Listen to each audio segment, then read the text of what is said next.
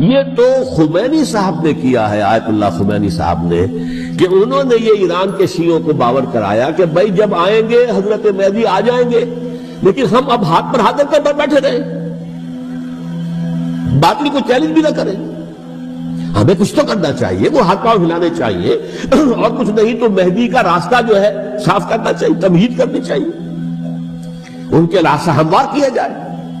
تو یہ ان کی بڑی عظمت ہے آیت اللہ خمینی صاحب کی کہ اہل تشیع ایران کے جو ہے ان سے انہوں نے یہ بات منوا لی کہ ہم بالکل انرٹ نہیں بیٹھے رہیں گے، بلکہ اب انہیں نائب امام قرار دے کر اور ولایت فقیہ کے فلسفے کے حوالے سے، یہ دو چیزیں ان کی جو ہے بنیادی فلسفے کی ہیں، وہ اس وقت میرا موضوع نہیں ہے، انہوں نے عوام کو ایسا کھڑا کیا ہے کہ 20,000 سے لے کر 30,000 کے درمیان انسانوں نے جانیں دی، عورتوں کے جلوس نکلے، شیرخوار بچہ گود میں ہے عورت کے اور گولی کھا رہی ہے، مر رہی ہے، گر رہی ہے۔ اب سوچئے زندگی کتنی عزیز ہوتی ہے، اور شیرخوار بچے کے لیے ماں کی جو زندگی ہے، اس ماں کو اپنی زندگی کتنی عزیز تر ہوگی کہ اپنے لیے نہیں تو اس بچے کے لیے مجھے جینا ہے، لیکن نہیں، گولیاں کھائیں گے گری۔ یہ جذبہ انہی میں ہے۔ واقعہ یہ ہے کہ اہل سنت کے اندر یہ جذبہ نہ ہونے کے برابر ہے۔ یہ میں واشگاف الفاظ میں کہہ رہا ہوں، پورے عالم اسلام میں صرف شیعہ ایران ایسا نکلا ہے کہ جس نے بادشاہت کا خاتمہ کیا، باقی سعودی عرب میں بادشاہت بیٹھی ہوئی ہے، ڈٹ کر بیٹھی ہوئی، اربوں ڈالر کا ایک ایک محل بنتا ہے ان بادشاہوں کا، اور سنی سن ہے، سن، کوئی حرکت نہیں۔ وہ تو اب جو حرکت ہو رہی ہے وہ اینٹی امریکن حرکت ہے جو ہو رہی ہے، در حقیقت وہ مسئلہ بالکل دوسرا ہے جو اس وقت ہو رہا ہے، لیکن یہ کہ عالم اسلام میں کوئی تحریک ایسے نہیں اٹھی۔ یہ اہل تشیع میں ہے جو بالکل استثنائی بات ہے کہ انہوں نے جو ہے ایسا بادشاہ جس کو کہا جاتا تھا کہ اس کا جو اسلحہ خانہ ہے وہ ایشیا میں سب سے بڑا اسلحہ خانہ ہے، جو 2500 سالہ پرانی جو ایک عظمت تھی ایران کی، اس کو دوبارہ تازہ اور زندہ کرنا چاہتا تھا۔ 2500 سالہ برسی اس نے بنائی تھی، اس کے لیے ایک شہر آباد کیا تھا کہ خسرو یا سائرس یا ذوالقرنین قرآن مجید کی اصطلاح میں اس کی یادگار بنائی تھی، اور وہ سوچ رہا تھا کہ وہی عظمت دوبارہ ایران کی ہوگی جو کہ خسرو کے زمانے میں تھی، جس کا قرآن مجید میں سورہ کہف کے اندر ذکر ہے، مشرقی فتوحات، مغربی فتوحات، شمالی فتوحات۔ تو وہ بادشاہ ہے، اس کو بھاگنا پڑا ہوا قربانی کی وجہ سے۔ تو یہ جو ہے واقعہ کربلا نے، اس میں کوئی شک نہیں ہے کہ ایک ایسی مشعل روشن کی ہے جس کو کہ ہر شخص کو دیکھنا چاہیے۔ یہ بھی انسان، جیسے کہ اقبال نے ایک شعر کہا تھا غالب کے لیے، فکر انسان پر تیری ہستی سے یہ روشن ہوا ہے، پرے برغ تخیل کی رسائی تاک ہو جا۔ تو فکر انسان پر حضرت حسین کی قربانی سے یہ واضح ہوا ہے کہ انسان کس حد تک جا سکتا ہے قربانی دینے کے لیے اپنے کسی مقصد کے لیے۔ حدیث میں یہ بھی آتا کہ اصفہان سے 70,000 یہودی دجال کا ساتھ دیں گے، لیکن بہرحال خراسان ایک صوبہ ہے افغانستان کا اس وقت بھی شمال مشرقی کونے میں، مجھے امید ہے وہاں سے خیر کی، کیونکہ خراسان کا لفظ وہاں پہ شامل ہے، اور حضور کی حدیث میں بعد میں آپ کو سناؤں گا کہ خراسان سے فوجیں چلیں گی جو یروشلم کو دوبارہ حاصل کریں گی، فتح کریں گی، جیسے پہلے یروشلم کھویا عربوں نے تھا، دوبارہ حاصل کیا تھا کرد نے، کرد خون صلاح الدین ایوبی رحمت اللہ علیہ، ایسے اب پھر عربوں نے کھویا ہے، لیکن لینے والے خراسان سے لشکر آئیں گے، یخرج من خراسان رایات سود لا یردھا شیء حتی تنصب بإیلیا، خراسان کے علاقے سے کالے علم لے کر لشکر چلیں گے جن کے رخ کو کوئی موڑ نہیں سکے گا جب تک کہ وہ جا کر یروشلم میں نصب نہ ہو جائے۔ اس کے بعد نام آتا ہے پاکستان کا، یہ ہے میری اور آپ کی داستان، اور یہ ہے سبب جس کی وجہ سے کہ میں آپ سے یہ گفتگو کر رہا ہوں۔ اصل میں تو کس لیے؟ محض ایک علمی استفادہ، محض اپنی بات آراء کو ظاہر کرنے کا شوق نہیں ہے، بلکہ یہ کہ اپنی ذمہ داری ہم پہچانے کہ ہم کس مقام پر کھڑے ہیں۔ دیکھیے اس پاکستان کے بارے میں یا ہندوستان کے بارے میں علامہ اقبال نے کہا تھا اپنے ترانہ ملی میں، میرے عرب کو آئی ٹھنڈی ہوا جہاں سے، میرا وطن وہی ہے، میرا وطن وہی ہے۔ اور مجھے بتایا گیا کہ سنن ابی داؤد میں یہ روایت موجود ہے کہ حضور نے فرمایا کہ ہندوستان کی طرف سے مجھے ٹھنڈی ہوا آتی، اگرچہ مجھے وہ حدیث ابھی نہیں ملی ہے، لیکن حزب التحریر کا ایک کارڈ مجھے ملا تھا، تو اس میں اس حدیث کا اور اس میں ابو داؤد کا روایت کا حوالہ موجود تھا۔ لیکن میں جو چیز آپ کو بتا چکا ہوں وہ یہ کہ الف ثانی کا پورا تجدیدی کارنامہ اس ہندوستان کی سرزمین میں ہوا۔ مجدد الف ثانی شیخ احمد سرندی، شاہ ولی اللہ دہلوی، سید احمد بریلوی، وہ تو ہمارے پاکستان میں آ کر جو ہے ان کا خون جذب ہوا ارض پاکستان میں۔ پھر شیخ الہند مولانا محمود حسن، تحریک خلافت چلی تو صرف ہندوستان میں چلی اور کہیں نہیں چلی۔ آزادی کی تحریک چلی پوری دنیا میں، وہ نیشنلزم کی بنیاد پر چلی، ملے نیشنلزم، عرب نیشنلزم، ترک نیشنلزم. ہمارے ہاں چلی تو اسلام کے نام پر. پاکستان کا مطلب کیا؟ لا الہ الا اللہ. پھر پاکستان قائم ہوا معجزے کے طور پر، بلکہ نازل ہوا ہے لیلۃ القدر میں. انا انزلناہ فی لیلۃ القدر، جیسے قرآن نازل ہوا لیلۃ القدر میں، یہ پاکستان بھی نازل ہوا لیلۃ القدر میں. اس کا برقرار رہنا ابھی تک معجزہ ہے. ہندو یہ سمجھتا تھا، کانگریس سمجھتی تھی کہ جھٹپٹ ختم ہو جائے گا.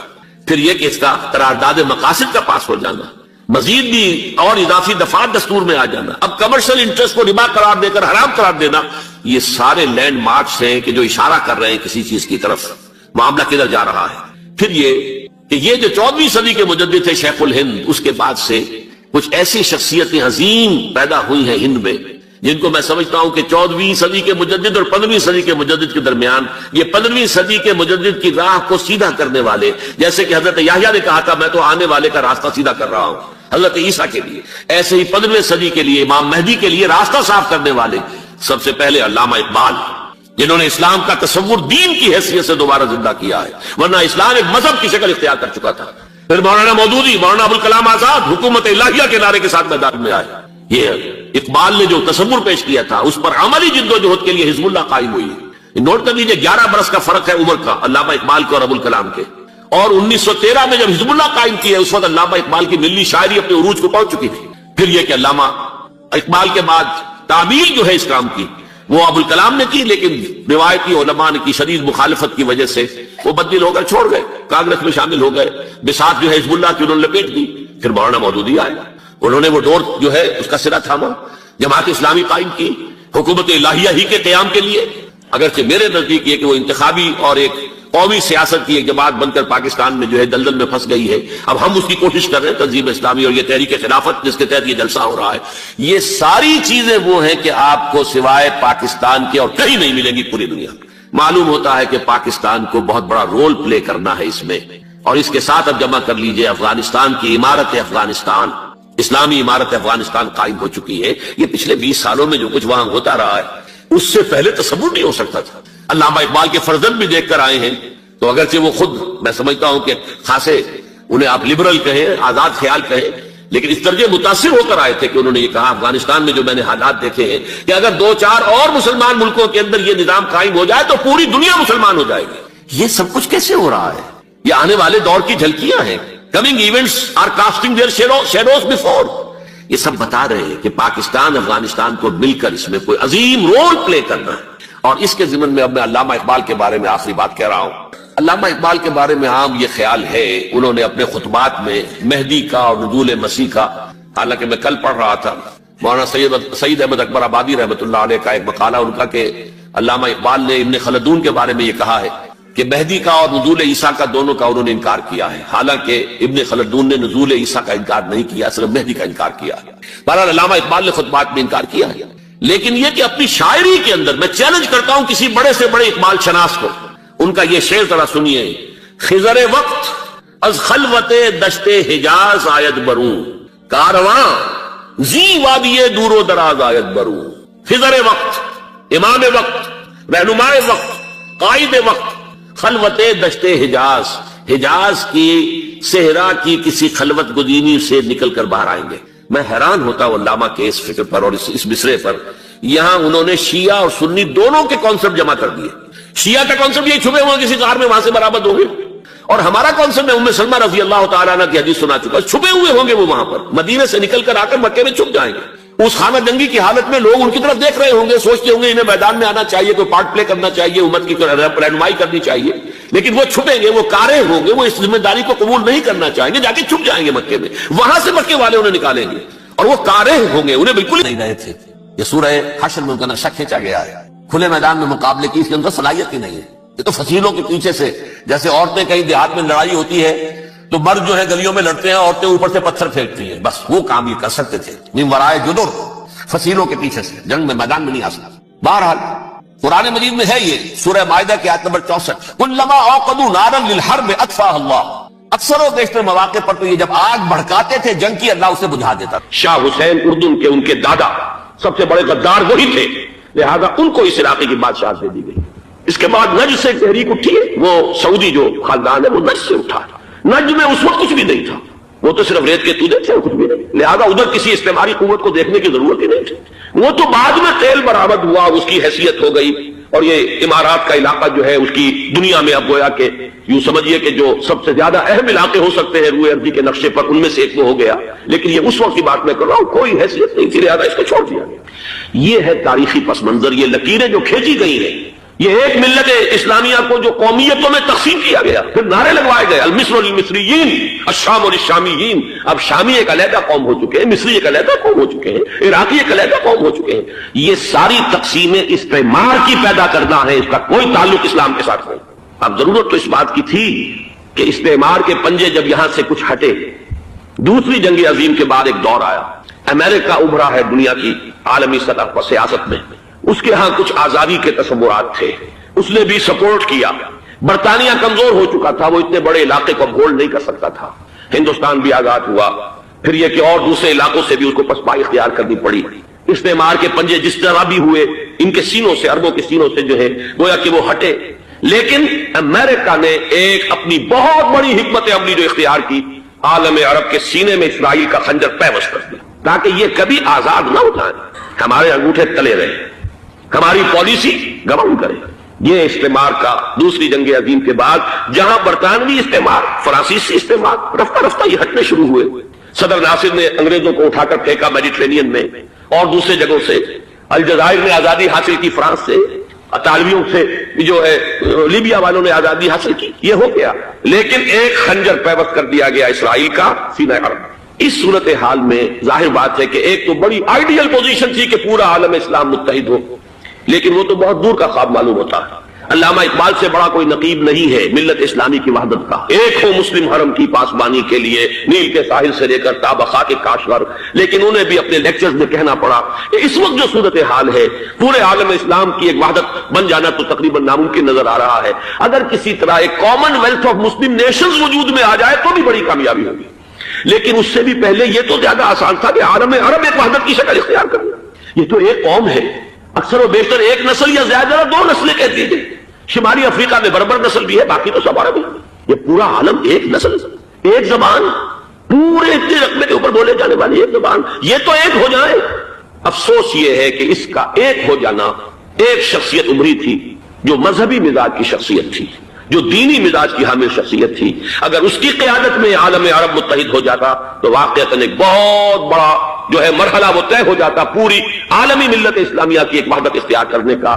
وہ شخصیت تھی شاہ فیصل شہید کی، اور اس لفظ کے ساتھ ہی آپ کے ذہن میں آ گیا ہوگا کیوں انہیں شہید کر دیا گیا، کس نے کیا کرایا، کہاں سے تعلیم حاصل کر کے آیا تھا وہ جس نے شہید کیا شاہ فیصل شہید کو، اس کی گردن پر کون سوار تھی، وہ یہودی لڑکی کے جس کے فوٹو بھی شائع ہوئے، ایک گردن پر اٹھائے کھڑا ہوا شہزادہ اپنی ایک یہودی دوست کو، لڑکی کو، اور وہی ہے کہ جس نے جا کر پستول سے شہید کیا ہے۔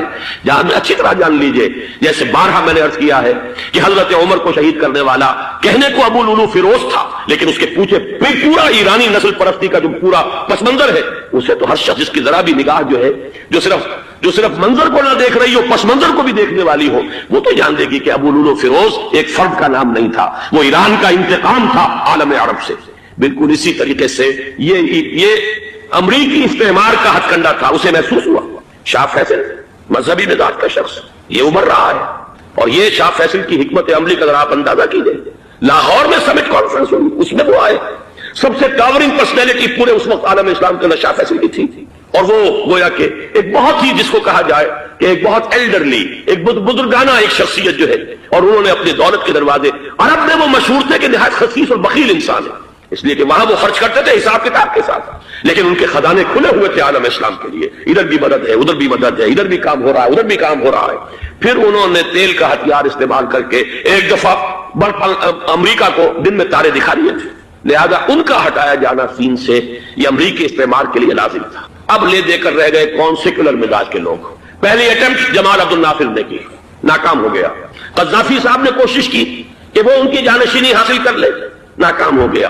اب ایک تیسری شخصیت صدام حسین کی، ملحد ہے، اسلام سے کوئی سروکار نہیں، باس کا فلسفہ، سیکولرزم پلس عرب نیشنلزم، یہ اصول ہے، لیکن یہ ہے کہ یہ شخصیت ابو بکر ایسی آئی ہے کہ اس سے اس وقت یہ جان لیجئے، میں امریکہ میں بھی عربوں سے مل کر آیا ہوں، سعودی عرب میں بھی اب میں وہ دیکھ آیا ہوں، نوجوان نسل جو ہے عربوں کی پورا جو دوسرے عرب ممالک ہے جہاں پر کہ مذہب کا اتنا چرچا ہی نہیں ہے، پورا فلسطینی عرب، جارڈن کے عرب، شامی عرب عوام، وہ سب کے سب صدام کے پیچھے ہیں، اس لیے کہ انہیں نظر آ رہا ہے کہ ایک شخص پھر ایسا پیدا ہو کر سامنے آ گیا ہے جو شاید عالم عرب کو پھر یونائٹ کر دے، اور یہ ہے اصل وہ شے کہ جو امریکہ کے لیے کسی صورت میں قابل قبول نہیں۔ دولت کے یہ ذخائر، خلیج کی یہ دولت، سیال سونا اور اس کے ذخیرے، اور یہ کسی طریقے سے یہ امریکہ کے زیر اثر نہ رہے، یہ ہے وہ شے جو اسے برداشت نہیں ہے۔ وہ کوئی اربوں کی محبت میں نہیں آیا 2.5 لاکھ فوج لے کر، وہ کوئی شاہی عرب جو خاندان ہے سعودی، اس سے اس کی کوئی دلچسپی نہیں ہے، کوئی پتہ نہیں کہ وہ خود ان کو ہٹا دے اور وہاں پر کوئی جمہوری ڈھانچہ جو ہے وہاں پہ کھڑا کروا دے خود امریکہ۔ اس لیے کہ سعودی عرب میں دیکھ آیا ہوں حالات اگرچہ ظاہر بات ہے کہ زیادہ گہرائی میں تو وہاں جانے کا موقع ہی نہیں ہوتا، بہت ہی مستبد حکومت ہے، لیکن صاف نظر آ رہا ہے کہ اس وقت دونوں طبقے نوجوانوں کے جو ہے وہ شاہی خاندان کے شریف خلاف ہو چکے ہیں۔ جو وہاں پر جدید مثقف طبقہ ہے، جدید تعلیم یافتہ، جو باہر پڑھ کر آیا ہے امریکہ میں اور کہیں اور وہ کثیر تعداد میں، اب وہ صاف سوال کر رہے ہیں کہ یہ بلینز اور بلینز آف ڈالرز کے جو ہمارا خرچہ آتا تھا، ہمارے ہتھیاروں کے آرڈر جاتے تھے، وہ کہاں گئے؟ کل 65,000 فوج، اور عرب کے پاس، سعودی عرب کے پاس اتنے ٹینک بھی نہیں ہے جتنے کہ یمن جیسے غریب ملک کے پاس ہے، تو ہمارا روپیہ یہ گیا کہاں؟ یہ ایک سوال ہے جو ہر شخص کے ذہن کے سامنے ہے۔ اب ہمیں اپنے معاملات کو خود سنبھالنا ہوگا۔ اسی طریقے سے جو مذہبی طبقہ ہے، اور وہاں ہے بڑی تعداد میں مذہبی طبقہ نوجوان جن میں بڑا جذبہ ہے، اور ان کا وہ جوش جہاد انہیں جہاد افغانستان تک لے کر آیا ہے۔ سینکڑوں عرب نوجوان یہاں جو ہے شہید ہوئے، اپنے ملک میں تو انہیں بولنے کی بھی کوئی امکان نہیں ہے، لیکن یہاں وہ جذبہ جو اندر اندر پروان چڑھ رہا ہے، وہ جذبہ انہیں لایا ہے، اور افغانستان کی سنگلاخ وادیوں کے اندر انہوں نے جام شہادت نوش کیا ہے۔ وہ طبقہ بھی شدید مخالف ہو چکا ہے کہ انہوں نے امریکیوں کو بلا کر، ان میں یہودی بھی ہے، عیسائی تو ہے ہی ہے، یہودی ہیں، یہودی عورتیں ہیں، جو کچھ اب وہاں بے حیائی اور بے پردگی کے مناظر نظر آ رہے ہیں۔ یہ سرزمین عرب، میں نے امریکہ میں تقریر سنی ہے اسنا کے جو فائنل ان کا ایک سیشن تھا، اسلامک سوسائٹی نارتھ امریکہ، جس میں میں مدعو کیا گیا تھا، اسی لیے میں نے یہ سفر کیا تھا۔ ایک نوجوان نے جو تقریر وہاں پر کی ہے، واقعہ یہ ہے کہ میں حیران رہ گیا اس کی جرأت کا۔ اس نے کہا کہ حضور نے فرمایا تھا کہ جزیرہ نما عرب میں 2 دین جمع نہیں ہو سکتے، اور آج شاہی خاندان کی صرف اپنی حکومت کو بچانے کے لیے امریکیوں کو اتنی بڑی تعداد میں بلا لیا گیا ہے، جن میں موبائل چرچ بھی ہیں، موبائل سینیگوگز ہیں، یہودی مرد اور عورتیں جو ہے دندناتے پھر رہے ہیں آج عرب کی سرزمین پر۔ لہذا جو مذہبی طبقہ ہے وہ اس پر شدید رد عمل جو ہے اس کے اندر پایا جاتا ہے۔ یہ حالات ہیں جو میں آپ کے سامنے چاہتا تھا کہ رکھوں۔ یہ وہ شامت اعمال ہے۔ ایک طرف یہ کہ وہ شخصیت جو ہے صدام حسین کی، وہ کوئی پسندیدہ شخصیت نہیں ہے، لیکن یہ کہ اس شخصیت کو تقویت دینے والے بھی تو یہی لوگ تھے۔ انہیں خطرہ تھا ایران کے انقلاب سے کہ کہیں اسی قسم کا کوئی انقلاب ہمارے ہاں نہ آ جائے، لہذا انقلاب ایران کو ایکسپورٹ نہ ہونے دے، اس لیے انہوں نے اسی صدام حسین کو بلینز اور بلینز آف ڈالرز کی مدد دی۔ آج وہی ہے، عربی کی تو ایک کہاوت بھی ہے، سمن کلبک، یا کو لوگ اپنے کتے کو کھلا پلا کے موٹا کرو، کسی روز تمہیں کو کاٹے گا۔ آج وہ تو انہیں کاٹ رہا، لیکن یہ کہ اس کا جو علاج تجویز ہوا ہے وہ انتہائی خوفناک ہے۔ 2.5 لاکھ امریکی وہ استعمار کے پنجے جو بمشکل عالم عرب کے سینے سے جو گڑے ہوئے تھے اس استعمار میں، مشکل ہٹے تھے کہ ایک دم اب وہاں پر خبریں آ رہی ہیں، فرانسیسی بھی آ رہے ہیں، برطانوی بھی آ رہے ہیں، کہاں سے فوجیں آ رہی ہیں، اور وہاں پر 2.5 لاکھ تو صرف امریکن آرمی کا، اس میں تقریباً 1.5 لاکھ تو پہنچ چکی ہے، اور جو بھی ہوگا وہاں پر جیسا کہ میں نے عرض کیا ہے اس قدر خوفناک سین ہے۔ میں نے بہت سے حضرات واقف ہوں گے، کئی مرتبہ میں نے حوالہ دیا ہے مولانا سید حامد میاں رحمہ اللہ کا، انہوں نے ایک دفعہ مجھے بتایا تھا کہ احادیث میں جو قرب قیامت کے حالات و واقعات کی پیشنگوئیاں ہیں، ان میں یہ ہے کہ وہ جو آخری جنگ ہونی ہے جو کہ دجال کے خلاف ہوگی مسلمانوں کی، اور جس میں کہ حضرت مسیح علیہ السلام کا نزول ہوگا، جس کے سلسلے میں اس سے پہلے ایک جنگ ہوگی بہت خوفناک، بہت خوفناک، اور عجیب الفاظ ان کے یہ تھے کہ اس میں ایک طرف مسلمان اور عیسائی اور یہودی تینوں ہوں گے۔ یہ بات سمجھ میں نہیں آتی تھی کہ مسلمان اور یہودی ایک جگہ کیسے جمع ہو سکتے ہیں۔ آج وہ نقشہ نظر آ گیا، آج اسرائیل، امریکہ، سعودی عرب اب یہ ایک ہے، بلکہ چلتے آئیے مصر، اسرائیل، سعودی عرب اور جو بھی ان کے حواری ہیں وہ سب ایک ساتھ میں کھڑے ہیں، اور ان کے اوپر سیادت کس کی؟ امریکہ کی۔ وہ نقشہ آ گیا ہے، اور اس جنگ کے سلسلے میں مولانا حامد میاں رحمہ اللہ نے مجھے بتایا تھا کہ حدیث میں الفاظ آئے ہیں، اتنے لوگ ہلاک ہوں گے، اتنے لوگ ہلاک ہوں گے، اتنے لوگ ہلاک ہوں گے کہ ایک پرندہ سینکڑوں میل تک اڑتا ہوا چلا جائے گا اور اسے سوائے لاشوں کے اور کچھ نظر نہیں۔ یہ نقشہ خاکم بدہن تلا ہوا ہے، کھڑا ہوا ہے۔ جو بھی ہوگا کیمیاوی جنگ، کیمیاوی وارفیئر، کیمیکل وارفیئر، اور پھر ایٹمک وارفیئر، جس کی کھلی دھمکیاں دی جاتی ہیں۔ کبھی کوریا کے بارے میں اندیشہ تھا کہ یہ درندے خدا کی دھرتی کو، کوریا کی غریب بستی کو ناگاساکی بنا کے چھوڑیں گے، ہیروشیما بنا کے چھوڑیں گے۔ آج وہ صورتحال جو ہے عالم عرب پر، heart of the Arab land, اس پر یہ صورتحال بالکل تلی کھڑی ہے۔ اس میں ہمیں کیا کرنا چاہیے؟ میں نے یہ چاہا کہ پورا پس منظر آپ کے سامنے ہو، صرف وقتی تھا کوئی ایک نعرہ، وقتی سی کوئی ایک خبر، اس کے حوالے سے ایک جذبات کا معاملہ، پورا ایک پس منظر سامنے رکھیے۔ اب وہ آپ کو شاید میری باتیں جو ہے وہ سمجھ میں آ جائیں۔ نمبر ایک، ہمیں کسی صورت اس جنگ میں امریکہ کے گھڑے کی مچھلی نہیں کرنا چاہیے۔ امریکہ اسلام کے تحفظ کے لیے نہیں آیا، امریکہ حرمین کی حفاظت کے لیے نہیں آیا، امریکہ اپنے مفادات، عالمی مفادات کے تحفظ کے لیے آیا، اور زیادہ سے زیادہ آپ کہہ سکتے ہیں کہ وہ سعودی شاہی خاندان کی حفاظت کے لیے آیا۔ اور بڑا عمدہ مضمون چھپا تھا پچھلے، بلکہ ابھی تک تو وہ تازہ ہی ہے جب تک نیا نہیں آتا، ندا میں، جس کا عنوان تھا اربوں کا چھڑا اور اربوں کا گدا۔ سارے پیسے بھی نہیں سے لے گئے، $12 بلین کا ایک چیک لے کر گیا جیل بہ کر۔ اندازہ تو کی دنیا کہاں سے کہاں پہنچ گئی، محو حیرت ہو کہ دنیا کیا سے کیا ہو جائے گی۔ 2 ماہ قبل اس کا تصور نہیں ہو سکتا تھا، اتنی بڑی قوت امریکہ کی، تباہ کن قوت، اور جمع ہو جائے گی عرب کے اندر۔ لیکن یہ کہ وہ قوس بھی اربوں ہی کی ہوگی، انہی کا چھڑا انہی کا للا۔ ہمیں کرنا یہ چاہیے، اللہ تعالی ہماری حکومت کو، ہمارے سیاستدانوں کو، ہمارے ذمہ دار لوگوں کو ہدایت دے، وہ امریکہ کے گھڑے کی مچھلی نہ بنے۔ اس کے تحفظ کے لیے یا شاہی خاندان کی حفاظت کے لیے بہت کچھ انہوں نے عیش کر لیے، کافی عیش کر لیے۔ باقی یہ کہ اب جو کچھ ہونا ہے وہ ہونا ہے۔ حرمین شریفین کو تو خود عرب کے لوگ کہتے ہیں کہ کوئی خطرہ نہیں ہے۔ سارا جھگڑا تو وہ تیل کی دولت کا ہے، وہ تیل کی دولت جو ہے وہ شمال مشرقی کونے کے اندر ہے۔ بلکہ یہ کہ جو رد عمل پیدا ہوا عالم اسلام میں اور سعودی عرب میں، خود اس کے مذہبی نوجوانوں میں امریکی فوجوں کی آمد کے خلاف اس کا جواب دیا گیا رابطہ عالم اسلامی کی طرف سے کہ یہ جو بھی جنگ کا محاذ ہے، جو فوجیں ہیں، یہ حرمین سے تو 1500 کلومیٹر دور ہے، تو حرمین کو تو خطرہ نہیں، خطرہ ہے امریکہ کے عالمی مفادات کو۔ آج آپ کو معلوم ہے دنیا 2 طبقوں میں بٹی ہوئی ہے، دی ریچ اینڈ دی پور۔ یہ جو اقوام ہیں، جو 6-7 قومیں شمار ہوتی ہیں دنیا کی دولت مند قومیں، ان کے لیے خطرہ ہے کہ یہ اگر ہم ان کا جو سب سے بڑا ذریعہ ہے اس کا صنعت کا، یہ تیل، اگر اس کو کچھ ہو گیا تو ان کی سب کی اکانومی جو ہے وہ ایک دم دھڑام سے زمین پر آ جائے گا، وہ بھی برابر ہو کر آ جائیں گے دنیا کے دوسرے ملکوں کے۔ یہ اس کی حفاظت کے لیے آئے ہیں۔ ہمارے نوجوان کو آج میں سوچتا ہوں کاش کہ ہمیں معلوم ہو، ہمیں وہ تاریخ دہرانی نہیں چاہیے کہ ہم نے پہلی جنگ عظیم میں انگریزوں کے استعمار کے پنجے گڑوانے کے لیے اپنی جانیں دی۔ پنجاب کا نوجوان، پنجاب کا مسلمان سپاہی بھی جا کر LND کو قبضہ دلوانے کے اندر اور بغداد پر قبضہ کرانے میں اس کے تعاون کیا، اس کی مدد کی۔ کیا آج بھی وہی تاریخ اپنے آپ کو دہرائے گی؟ آج ہمارا فوجی جائے گا وہاں پر امریکہ کے تحفظ کے لیے، اس کے مفادات کے تحفظ کے لیے؟ پہلی بات یہ کہ یہ ہرگز نہیں ہونا چاہیے۔ ہونا کیا چاہیے؟ پہلی کوشش یہ ہو کہ یہ بین الاسلامی معاملہ بنے، مسلمان امت آئے، امریکی فوجی جائیں، فرانسیسی جائیں، برطانوی جائیں۔ ہاں اس صورت میں میں کہتا ہوں پاکستان کا ایک ایک بچہ وہاں جائے اور اپنی جان قربان کر دے، اس لیے کہ یہ قرآن کا حکم ہے۔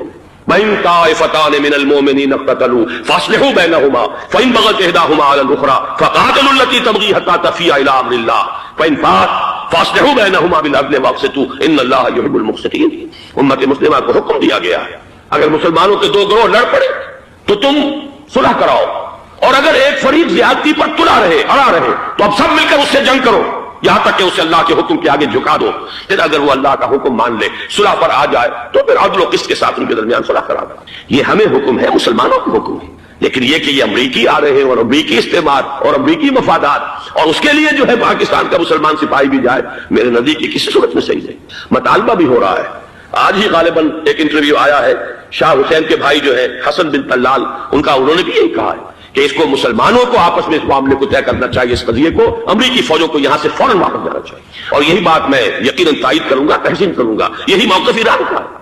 ایران عراق کے خلاف جو UN کے سینکشنز ہیں، کہتا ہے ہم اس کی پابندی کریں گے، لیکن امریکہ کو یہاں سے نکلنا چاہیے۔ یہ مسلمانوں کا اپنا معاملہ واپس میں طے کریں۔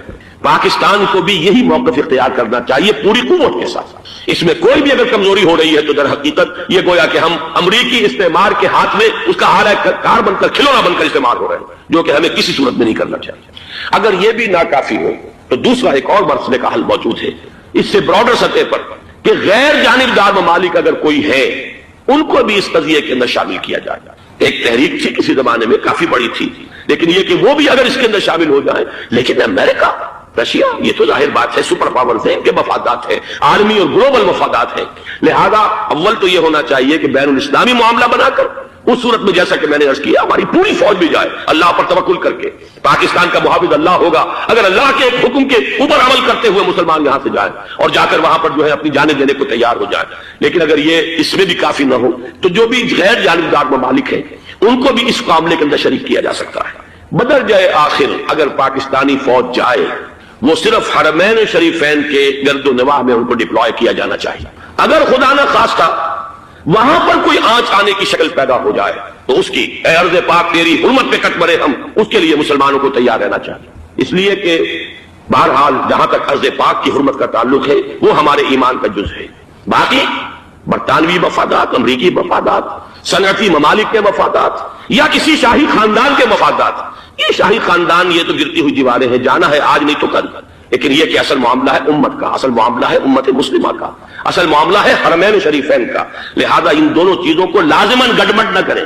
آپ حضرات کے علم میں ہے کہ اس سے پہلے ایران کی طرف سے بار بار مطالبہ ہوا کہ حرمین کو بین الاسلامی کنٹرول میں دے دیا جائے اور سعودی عرب کا اس کے اوپر سے جو انتظامی عمل دخل ختم کر دیا جائے. میں نے کبھی تائید نہیں کی، اس لیے نہیں کی کہ میرا مشاہدہ ہے، میں گیا ہوں بارہا، سعودی عرب کی حکومت نے چاہے خود بھی بڑے بڑے محل بنائے ہیں لیکن حرمین کی خدمت کے اندر بھی کوئی کمی نہیں کی. اس پر انہوں نے اربوں ڈالر اس پر بھی خرچ کیا ہے. اس کے اوپر انہوں نے اس حج کے انتظامات پر پوری حکومت جو ہے وہ اپنے آپ کو لگائے رکھتی ہے. لہذا اس اعتبار سے کوئی کمی کی بات نہیں وہاں پر آئی کہ جس کے لیے ضرورت ہو کہ ان کا عمل دخل وہاں سے ختم کیا جائے. لیکن یہ صورتحال اب جو پیدا ہو گئی ہے یہ بالکل مختلف ہے، اسے اس کے کانٹیکسٹ کے اندر دیکھا جانا چاہیے اور اسی کے حوالے سے میں نے چند رائے آپ کے سامنے رکھی. اب آئیے پاکستان کی طرف جو ہمارا اصل مسئلہ ہے، اس کے تو ہم سب سے بڑے ذمہ دار ہیں. اس کی بھلائی ہے تو، برائی ہے تو، اس میں خیر آتا ہے تو وہ بھی ہماری کوشش اس کے لیے ضروری ہے. امریکہ نے ایک اپنی بہت بڑی حکمت عملی جو اختیار کی، عالم عرب کے سینے میں اسرائیل کا خنجر پیوست کر دیا تاکہ یہ کبھی آزاد نہ ہو جائیں، ہمارے انگوٹھے تلے رہے، ہماری پالیسی گواہی کرے. یہ استعمار کا دوسری جنگ عظیم کے بعد جہاں برطانوی استعمار، فرانسیسی استعمار رفتہ رفتہ یہ ہٹنے شروع ہوئے. صدر ناصر نے انگریزوں کو اٹھا کر پھینکا میڈیٹرینین میں اور دوسرے جگہوں سے. الجزائر نے آزادی حاصل کی فرانس سے، اطالویوں سے جو ہے لیبیا والوں نے آزادی حاصل کی. یہ ہو گیا، لیکن ایک خنجر پیوست کر دیا گیا اسرائیل کا سینہ عرب. اس صورتحال میں ظاہر بات ہے کہ ایک تو بڑی آئیڈیل پوزیشن تھی کہ پورا عالم اسلام متحد ہو، لیکن وہ تو بہت دور کا خواب معلوم ہوتا ہے. علامہ اقبال سے بڑا کوئی نقیب نہیں ہے ملت اسلامی کی وحدت کا. ایک ہو مسلم حرم کی پاسبانی کے لیے نیل کے ساحل سے لے کر تابخا کے کاشغر. لیکن انہیں بھی اپنے لیکچرز میں کہنا پڑا کہ اس وقت جو صورتحال ہے پورے عالم اسلام کی ایک وحدت بن جانا تو تقریباً ناممکن نظر آ رہا ہے. اگر کسی طرح ایک common wealth of Muslim nations وجود میں آ جائے تو بھی بڑی کامیابی ہوگی. لیکن اس سے بھی پہلے یہ تو زیادہ آسان تھا کہ عالم عرب ایک وحدت کی شکل اختیار کرنا. یہ تو ایک قوم ہے، اکثر و بیشتر ایک نسل یا زیادہ دو نسلیں کہتی تھیں. شمالی افریقہ میں بربر نسل بھی ہے، باقی تو سب عرب ہیں. یہ پورا عالم ایک نسل، ایک زبان، پورے اتنے رقبے کے اوپر بولے جانے والی ایک زبان، یہ تو ایک ہو جائے. افسوس یہ ہے کہ اس کا ایک ہو جانا ایک شخصیت ابھری تھی جو مذہبی مزاج کی شخصیت تھی، جو دینی مزاج کی حامل شخصیت تھی. اگر اس کی قیادت میں عالم عرب متحد ہو جاتا تو واقعتاً ایک بہت بڑا جو ہے مرحلہ وہ طے ہو جاتا پوری عالمی ملت اسلامیہ کی ایک وحدت اختیار کرنے کا. وہ شخصیت تھی شاہ فیصل شہید کی. اور اس لفظ کے ساتھ ہی آپ کے ذہن میں آ گیا ہوگا کیوں انہیں شہید کر دیا گیا، کس نے کیا کرایا، کہاں سے تعلیم حاصل کر کے آیا تھا وہ جس نے شہید کیا شاہ فیصل شہید کو.